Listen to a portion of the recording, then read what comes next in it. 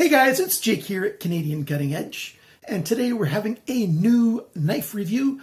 But just before I get into that, 2 days ago I published the review for this knife,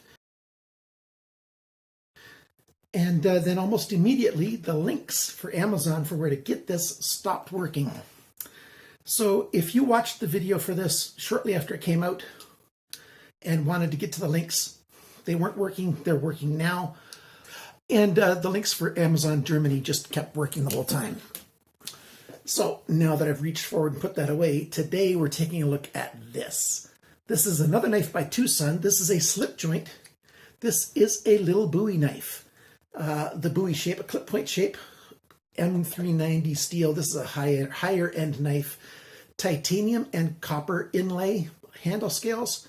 It's even got a pocket clip and a lanyard option.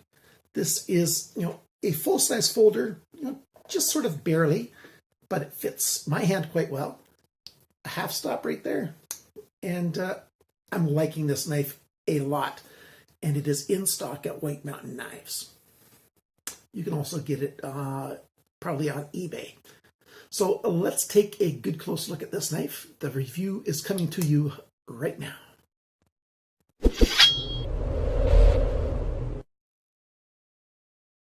There you go. The knife is laid out now. Let's open it up.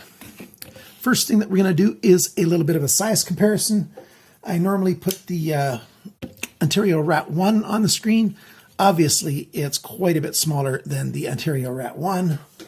Another knife that it's smaller than is the Buck 110. Those are a couple big knives next to it. It isn't a very large knife at all, but it's not a tiny knife either. It's a knife that's just on the borderline between, I call it medium-large size folder. My hands are between large and extra large. That's the men's glove size in North America. And as you can see, there's the handle of the knife. It just fits in my hand. And so if you've got large hands, large men's or smaller, this knife will fit in your hands. If you're extra large and bigger in men's size, mine are between 10 and 11 in the European men's glove sizes. So if you're bigger than that, it might not be the most comfortable knife for you, but it's a comfortable knife for me indeed. We've got a clip point, like a Bowie style clip point right here. There's a fuller there, which is also the nail nick. It's on both sides. So I use a pinch grip generally to open this guy. And that's because this back spring here is quite strong indeed. If you just tried your nail there, you might end up breaking your nail. So a pinch grip works best for that. We've got titanium. That's the gray part on the screen. And then you've got that sort of salmon-y color part. That's the copper. And I just cleaned it very well. And it just looks awesome to me. It's a very good looking knife. The tolerances between those two sections of metal, the copper and the titanium, are very, very close. Here's a nice close-up shot of some of it. See, it's very, very nice. The edges are chamfered all the way around, the belly side and the back. The end of the handle here has got this little hole here for a lanyard. There's a pin in there. There's a nice hole there. You can get paracord through there if you wanted to. But if you don't want, then you look at the knife and there's just no lanyard hole, which is very nice. We've got the very good Torx, not Torx, well, it is Torx, the TwoSun screws. They got good high quality screws here. I took the pocket clip off, and here's some pictures of that.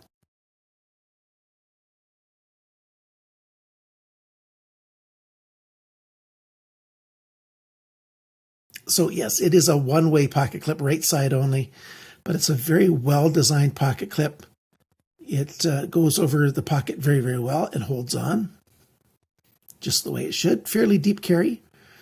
Now, you've noticed the milling across the handle scales right there, or not the handle scales, they're the handle material.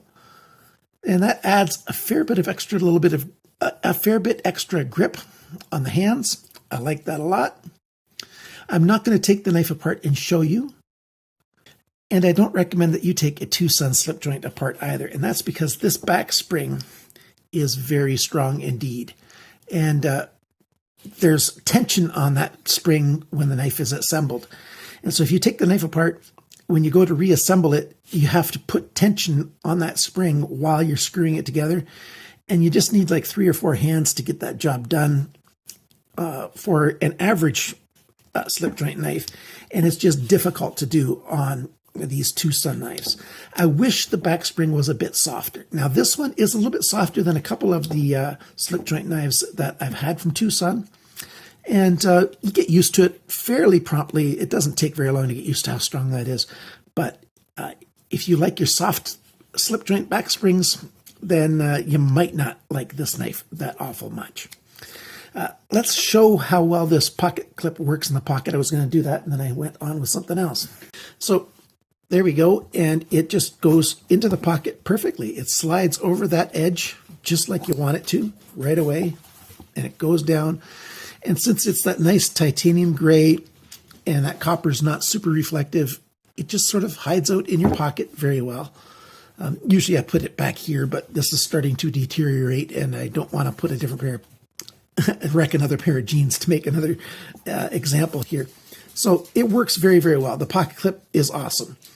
If you take the pocket clip off, you saw the picture of what that looks like there. So I think it looks better leaving it in place. This is just like other titanium knives. It does leave marks. There's a little bit of a mark right there. As you can see right there, there's a little bit of a mark where, something hard slid across there. And, it's not a big deal. That's just part of the life of how metal behaves. Copper is fairly soft. Titanium is not super hard either. And so it's going to leave marks. Now for a closer look at the blade, this has the Wong Design logo on there. Right here it says M390, which is a very good steel. They did a bead blast on the fuller, on the whole knife before they did all the grinding. So they milled that out, did the bead blasting, and then they did the main bevel. So you got that nice satin finish on the blade. I think it is very beautifully done. A very nice tip on here. Very sharp tip, great for doing delicate work. Nice belly, high saber grind. That's a flat grind that comes up nice and high. There's a very tiny bit of a recurve here. Not so much that it's a concern. You can sharpen this knife as long as your sharpening material isn't too wide. That is, if you're sharpening with a guided sharpening system that clamps on and you move it up and down. The more narrow your filing stock or grinding stock is, the easier it is to do this very slight recurve. But you can take care of that, no problem. And if you want to get rid of that recurve, you just use a wider stone, and it'll just grind down here at the sharpener's choil, and then pretty soon it'll be straight. And there you go. Fairly thin behind the grind, which I like. The sharpener's choil is done perfectly right there. And this is very sharp from the factory. So let's focus down here on the table, and we're going to go over all of the different specs on this knife. As long as this fat max is on the screen, I'm talking about the different specs on the knife. Like we said, it's M390, which is made by Bowler. So it's got a Rockwell hardness of around 60 to 62. That's generally how M390 is heat treated. The titanium is TC4 titanium and copper.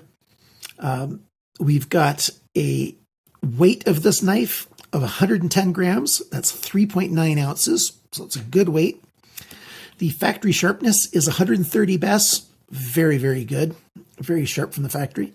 The length of the cutting edge is 7.77 centimeters. That's 3.06 inches.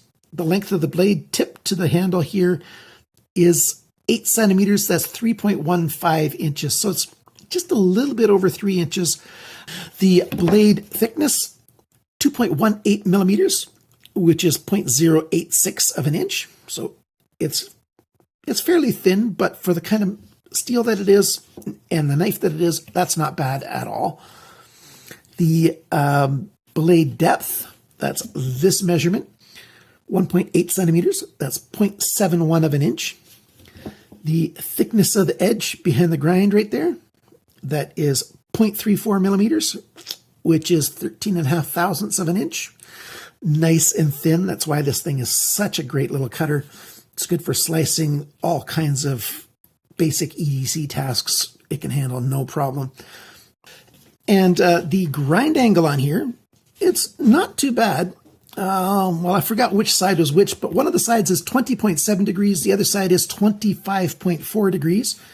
And that's what happens. I think when I sharpen this knife, the first time it needs sharpening, I think I'll probably take it down to about 18 degrees per side, something like that. M390 can handle that shallow degree. And the handle length is 9.99 centimeters. That's 3.93 inches. So basically 10 centimeters and 4 inches roughly. The grip area, so between my thumbs, 9.8 centimeters, 3.86 inches. The thickness of the handle, not counting the pocket clip, is 1.14 centimeters. That's 0.448 of an inch. So a little under half an inch thick. I like that. The handle depth, it's biggest here at the end of the handle, 2.26 centimeters. That's 0.89 of an inch. And when the knife is closed, the distance this way, the depth is 2.45 centimeters, 0.965 of an inch. So basically just under 1 inch. And then the total length of this knife is 18.1 centimeters. And that is just over 7 inches, 7 1/8 of an inch. So that's it for the measurements. The price of this knife is, well, White Mountain Knives has it for $89.99. That's their listing price for it. You can save 10% at White Mountain Knives when you use coupon code CCE at the checkout, and that equals $81 or $80.99, something like that. And for this knife, that's not bad because other stores like Amazon has this thing for $150. AliExpress has it listed for $110 US. So $90 US minus down to $81 US. That's not bad at all for what you get. That equals about 107 Canadian dollars, about 73 euros, and about 62 British pounds for this knife. I didn't find any stores outside of North America that have this, except for those worldwide stores. Like you can also find it on eBay and AliExpress and places like that. And the prices are quite high there.